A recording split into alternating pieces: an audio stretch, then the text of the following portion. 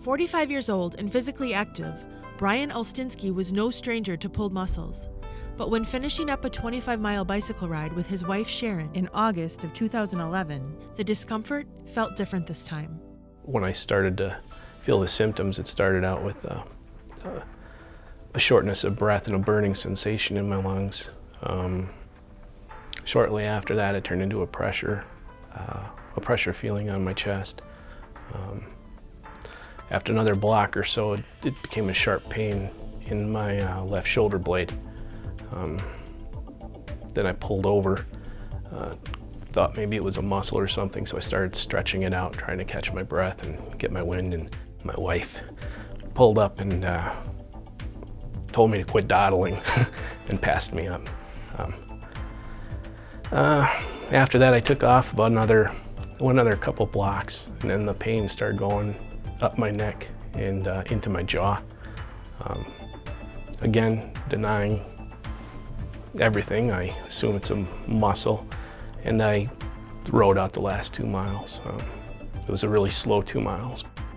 Still not feeling well the next morning, Brian went to work, but called his doctor at Sharon's urging. The response?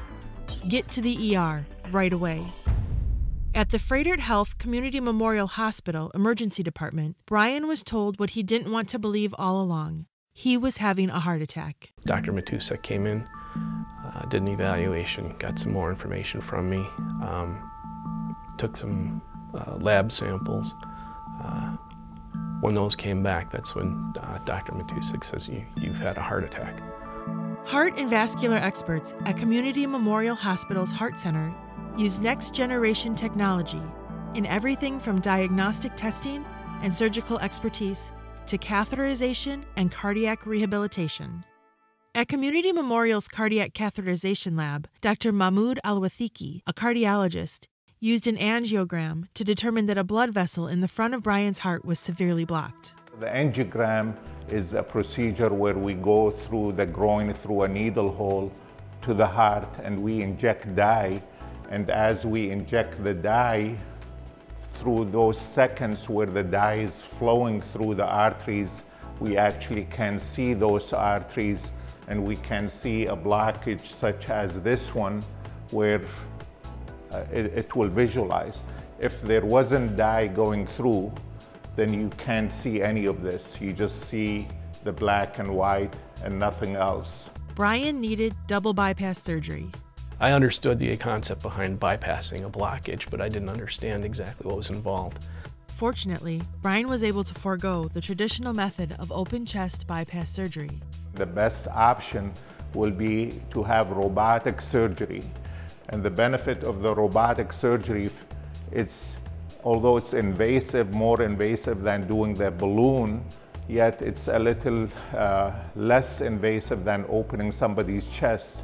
Dr. Hassan Balki, cardiovascular surgeon, took advantage of the Da Vinci robotic surgical system available at Community Memorial to perform Brian's bypass surgery. In Brian's specific case, he had blockages in the 2 arteries that are best approached by the robot. They're the best ones that we can actually see with the Da Vinci robot making our little holes on the left side of the chest. Dr. Belke and his assistant, Sue, they just exude confidence in this procedure. We've done over 400 surgeries now with the Da Vinci robot, including all different types.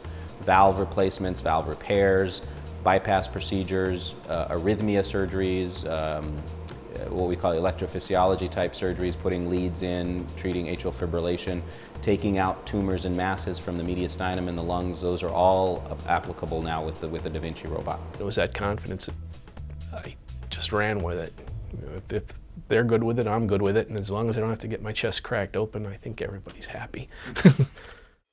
After successful bypass surgery and cardiac rehab, Brian feels healthier than ever. I feel at least 10 years younger than what I did prior to coming to Community Memorial. David Petroff, now retired athletic activities director for the school district of Menominee Falls, can relate to Brian's experience. He was so moved by his experience as a Community Memorial heart patient that he felt compelled to support it financially as a donor. I think it's important that we give back to the hospital as well as the Heart and Vascular Center, because I look at what they did for me. They saved my life. And I know that they're doing this on a daily basis. They're saving other people's lives. I'm very confident that the foundation is doing good work and that whatever donations or monies are sent their way are being put to good use. When I had my bypass heart surgery, I don't know how many plants and flowers that I received, and it was very, very nice. But at some point we told people, we said, you know, there's only so many plants and flowers I can put in my house. It'd be much better if you sent your money, and we gave it to the Vascular and Heart Care Center because there's going to be many people like myself who are going to need the care that I received, and I think it's important that the financial resources be there to provide that care. So as I got the different donations, there's never any doubt in my mind where I wanted it to go. This was the place because they did so much for me and my family. And I now have 7 grandkids, and I'm glad I'm here for them.